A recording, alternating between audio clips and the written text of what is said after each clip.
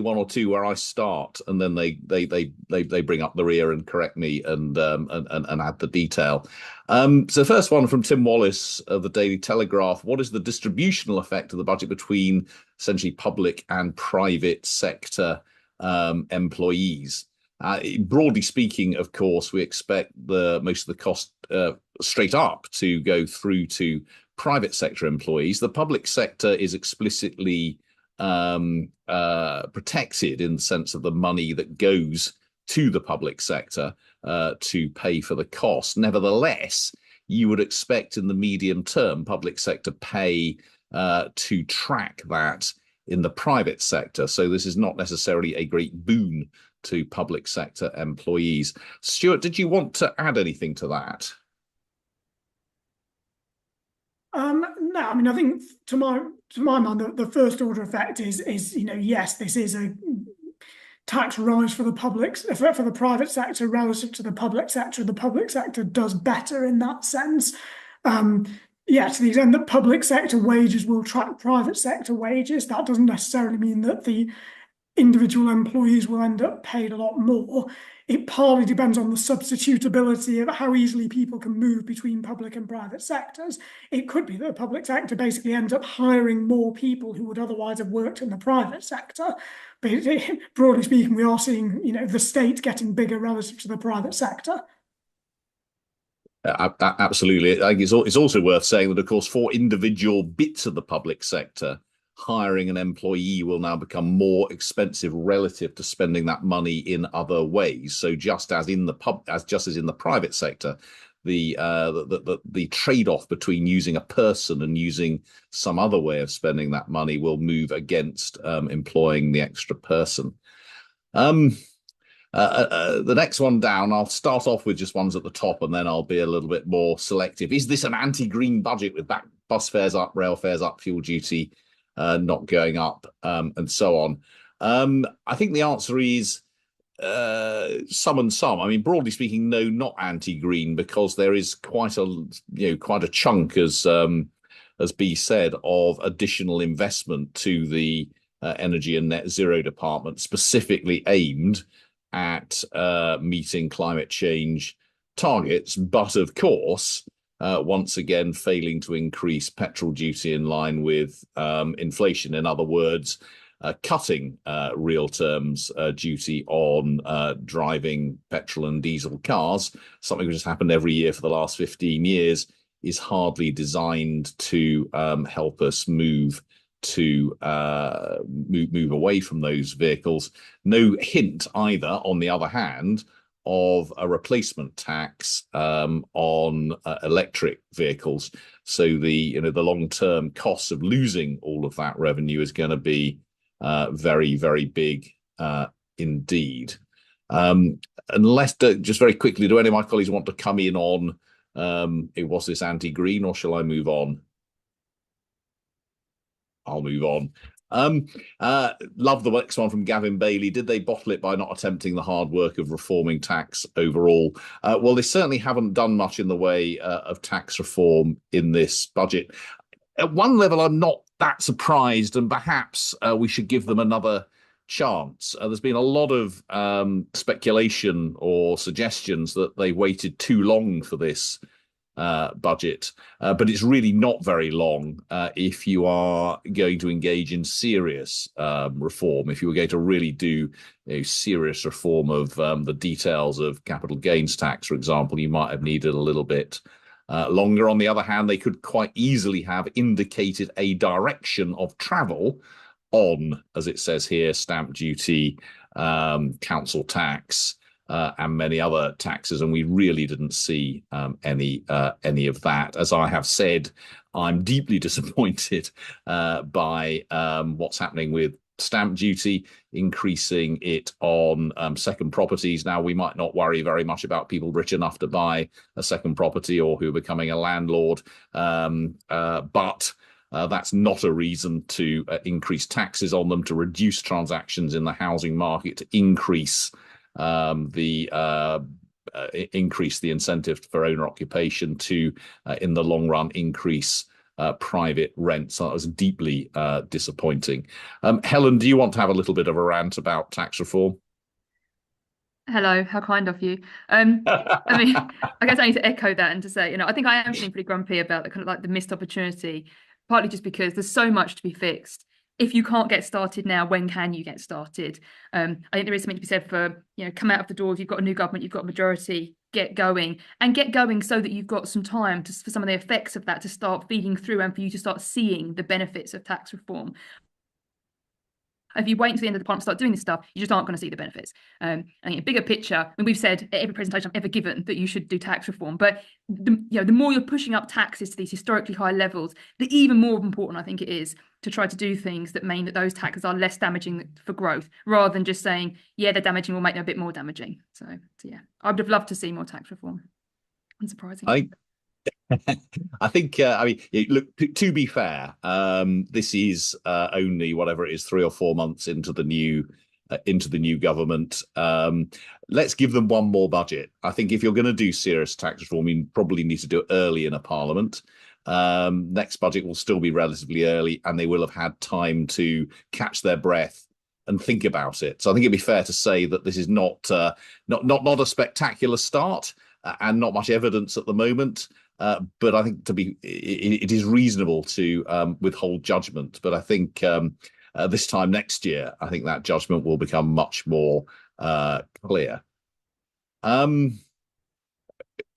Richard Partington asks, on your bet that public service spending will rise faster than 1.3%, will that require further tax increases, and by how much? So as you'll have seen from B's presentation, it would take about in the order of 9 billion, and I mean these are rough estimates of additional spending just to avoid real terms cuts for some departments.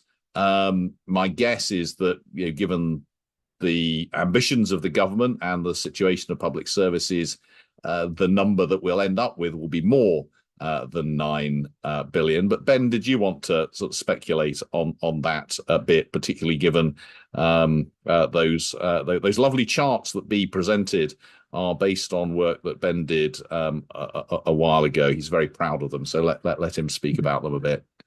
Thank you. Yeah, I think 2 hours of my night last night very well spent producing those historic charts. I think we should.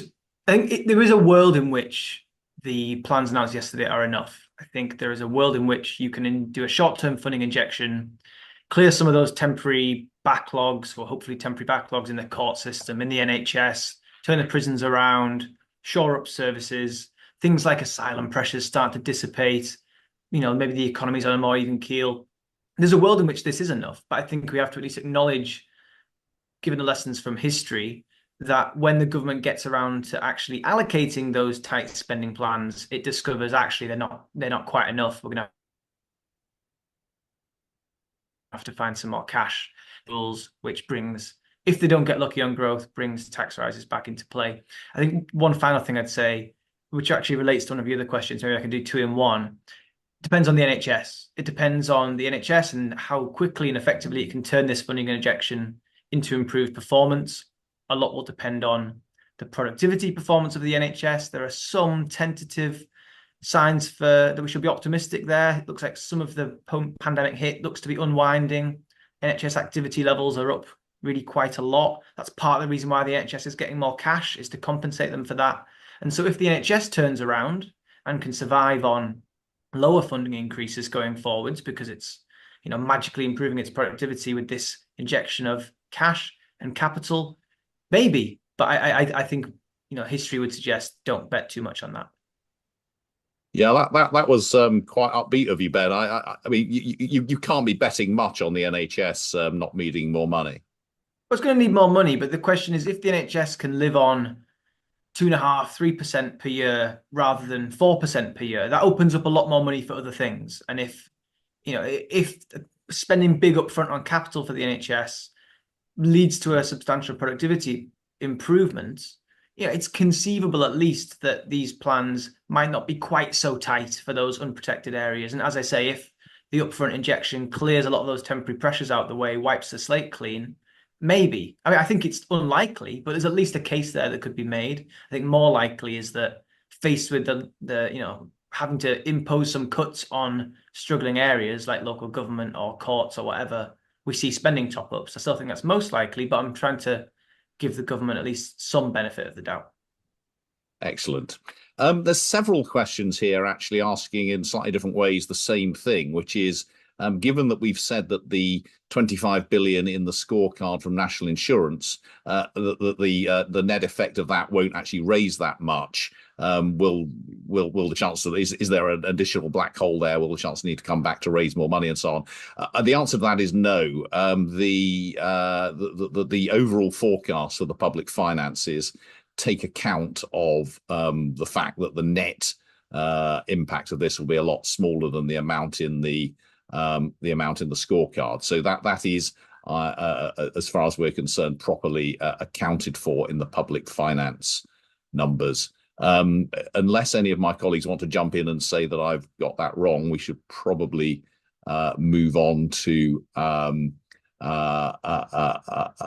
some other questions. Again, there are several on will we need to top up settlements. I think Ben and B have pretty much answered that. I think the high probability is that that those settlements will be topped up. Those charts that B showed, I think, illustrate that really extremely clearly. There's I think there's a question from Faisal Islam asking, is this a new chapter in fiscal fiction writing, given what those numbers are, just 1.3% going forward? And I have to say, probably more sort of I don't know what's light fiction rather than science fiction or something. But as I think we've made clear, the balance of probabilities must be that spending rises by more than 1.3% in the years after next year. There's some questions here also, and David or Ben might be able to answer this. Broadly speaking, about what does all this mean? I mean, I'm summarising horribly, but what does all this mean for local government? Let me put it that way. David, do you want to come in on that? Yes. Okay, great. So looking at the announcements for local government, next year, local government would get around a 3 to 3.5% increase in its overall funding. That's combined with quite a substantial further increase in grant funding from central government. Then business rates up in line with inflation. And it seems the assumption is council tax will still go up by about 5% next year. So that means an increase in what's called core spending power of around 3 to 3.5%. And on top of that, there's some new streams of funding coming through. So, for example, there's what's called extended producer responsibility. So things to do with packaging that producers now are responsible for helping the costs of waste and so on. You add that in, it's around a 4.5 to 5% real terms increase in funding potentially next year. That comes on the top of, actually quite substantial increases over the last few years. And you might say, well, if there's been substantial increase over the last few years, why are so many councils struggling? And that, I think, kind of really gets to the heart of the issue about what this might mean going forwards. Over the last few years, even though there's been big increases in council funding, their demands and costs have been going up by even more. And that means looking ahead, whether this, between 3 and 5% funding increase will actually feel like it stabilizes the system will depend on whether those demand and cost pressures start to slow down. If they don't, even that substantial increase might just be needed to sort of stand still, and some of those councils most struggling potentially could be pushed towards the edge even with these big increases. And then looking further ahead, as has been said already, the settlements overall for public services look much tighter from 26, 27 onwards. And then in the subsequent years, you might see funding increases for councils, even with 5% council tax increases, slow down to more like, the 1.5 to 2.5% range. Obviously, real terms increase, but again, without that slowing down in cost pressures, that could feel much, much tighter than that. So I think what I'd say is that, it's probably a better settlement, a better budget than councils were expecting, certainly in the short term.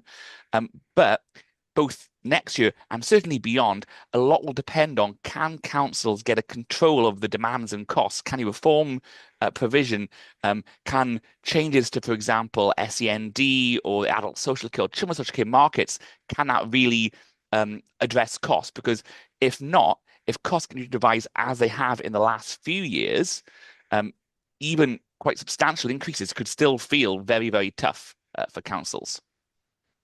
Brilliant. Thank you, David. I'm going to ask another question, which puts together a number of these about schools spending. And broadly, again, I'm going to summarize as what's going on with schools funding. Now, Christine, if you have if you're still there and have an adequate Wi-Fi, do you want to have a go at that? Sure. I will have a go, and you will tell me if I drop out and you can't hear me anymore. So schools got about £2.3 billion additional in the budget, which is a sort of substantial, but a substantial increase, but not kind of massive, not a game changer. What becomes interesting is when you start to break that down. So of that 2.3 billion, 1 billion straight away is going to special educational needs. And that's a meaningful amount of money, but actually that's really only going to be enough to meet the pressures of the really fast rate of growth in that sector. So we've seen a really big increase over time. This is going to be enough to cover off those cost pressures next year, but not necessarily enough to actually go and do some of those deeper reforms that David was talking about. Then on top of that, you have another 400 to 500 million of that 2.3 billion, which is going to need to go to pay the costs of teacher salary increases. So those were put up last month. In this fiscal year, we're therefore doing those higher salaries only for 7 months. Next year, we're going to have to do it for 12 months. And so that means you need extra spending just to keep running in the same place. So that leaves about 800 to 900 million of that 2.3 billion for what you might think of as other wider pressures or other priorities. That's about a 2% increase in sort of core schools budget. So there's money there is money coming in, but that's really along the same lines as what schools have seen for the last 4 or 5 years. So this is really a kind of putting money in largely to keep still. There's going to be some opportunity to meet pressures from things like high needs, but this isn't going to be a transformational budget. Thank you, and I think that answer really reflects quite a few of the answers we might give on some of the spending increases, which is, to repeat what I said in my opening remarks, the government has inherited some really serious pressures. A lot of this significant extra money is really going into sticking plaster would be unfair, but to make sure that they're meeting the existing pressures rather than enough money to substantially improve what's there. I mean, it is a lot of money going in to deal with existing problems rather than do a whole lot of new and much better and shinier stuff, particularly given the pressures on social care, special educational needs, and all of those things which absolutely need to be done, but which are very expensive and which were certainly not funded previously. Carl, I'm going to, there's 2 questions here, which I'm going to ask you to take both of them. They're not necessarily related. One is about health and disability benefits. Is there anything government can or should be doing to get a grip on the fact they're continuing to increase? And the second relates to the inheritance tax changes to the to pension pots, and is this a double tax raid, which is going a bit too far? Yeah, thank you, Paul. I mean, on the health and disability related benefits, what's been happening is since the summer of 2021, essentially the number of children, number of working age people, and the number of pensioners applying for those benefits has been running at a really elevated rate. And they've been getting onto those benefits with a similar chance as pre that period. So the numbers qualifying for those benefits or receiving those benefits just been going up and up and up. That's adding enormous pressure to the public finances. It's one of the reasons why we're doing a lot of public spending now and not getting great public services. I think absolutely the government needs to be looking at this very, very carefully. I think it needs to be doing a lot of work to understand why this increase is happening. It's occurring across all age groups. It's occurring all across the country. It seems to be happening for a range of different health conditions. I think working out exactly why it's happening, working out exactly what state support these individuals are getting, not just through the benefit system, but also through the health system, and then trying to figure out what's the best way to support those households, to help them, try and help them improve their health, manage their health conditions, where possible, get them back into work, because clearly that if you can do that well, it can be a win for those households and also a win for the public finances. So I think there's lots to do in that space. And I think any government at the moment would be looking at those numbers and thinking about, are we supporting these households in the best way? Are we using taxpayer money appropriately? But that said, previous attempts to try and get the numbers down have often failed to achieve anything like what was hoped of them. So this is not an easy area for policy action. On inheritance tax, as Isaac said very clearly, if we have an inheritance tax, it's important that it applies to a broad range of assets. So in that sense, extending the net to include pension pots that survive at death is sensible. I do think that it's important to remember, however, that if you inherit, say, some money that's in an ISA, when you get that money, you don't have to pay income tax on it. If you inherit money that's in a pension, when you draw that money out of the pension, you are going to have to pay income tax. So in some sense, £100,000 in an ISA is more valuable to you than £100,000 in a pension. And I think inheritance tax should reflect that. So when we proposed a change like this about 18 months ago or so, we said that one option, for example, would be to say that only 80% of the value of the funds in a pension at death should count towards the estate for inheritance tax purposes. That would be roughly reflecting the idea that perhaps the person receiving it typically might end up paying 20% tax on those withdrawals. That was one way we thought that the government could approach it.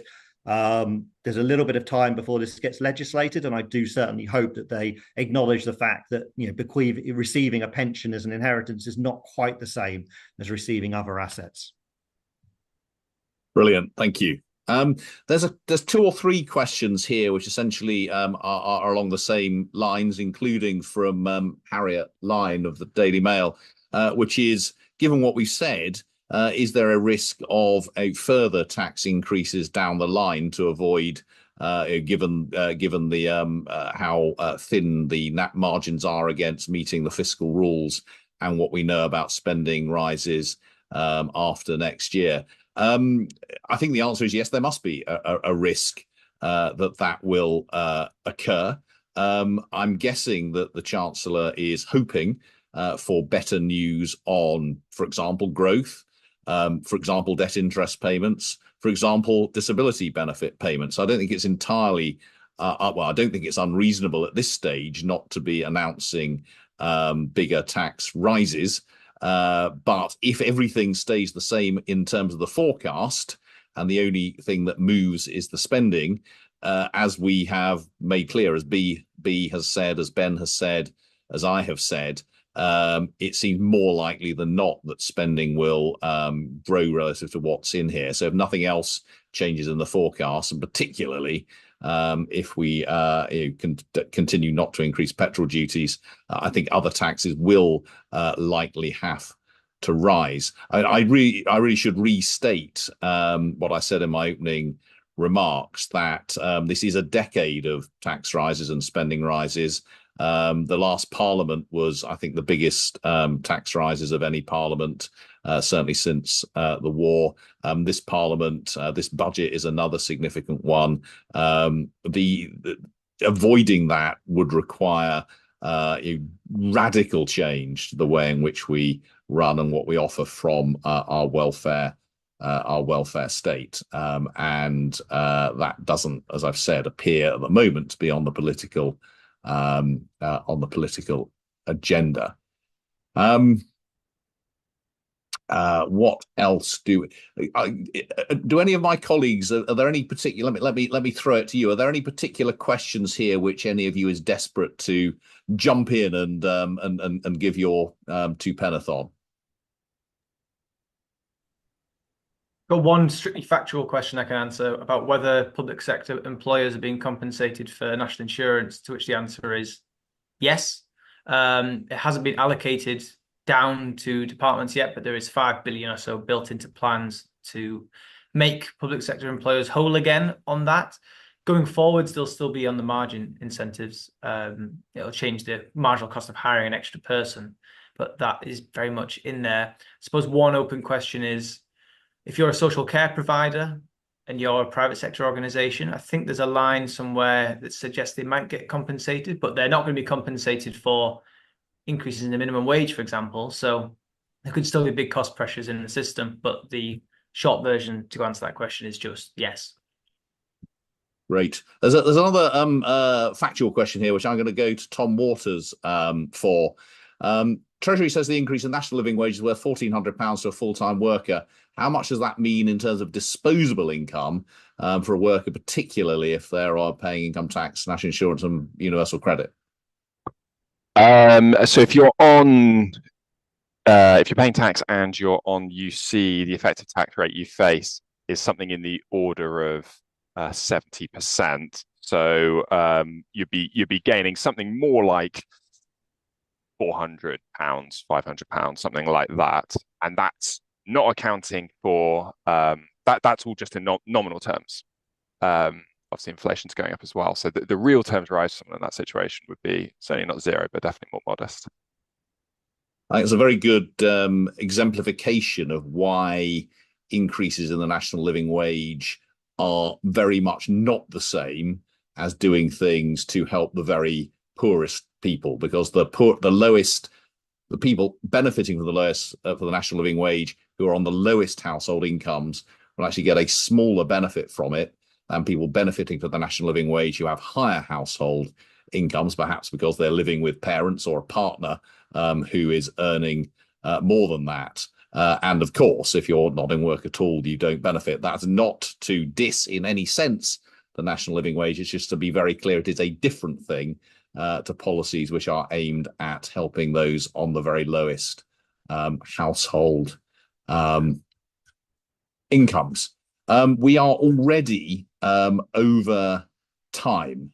So I think it is probably sensible to draw a line right now. If there are people on the call who are very keen to get a particular question answered, do drop us an email. It only really remains for me to say thank you to everyone for tuning in, but a huge thank you to my colleagues, both those who spoke and those who didn't but helped put this all together, for, as ever, working through the night on this to come up with, which I hope you agree was, as ever, a phenomenal, quick and clear analysis of an absolutely huge package of reforms. And I'm sorry that we couldn't cover everything, including the 22 billion black hole, including a whole series of the specific tax changes and so on. So thank you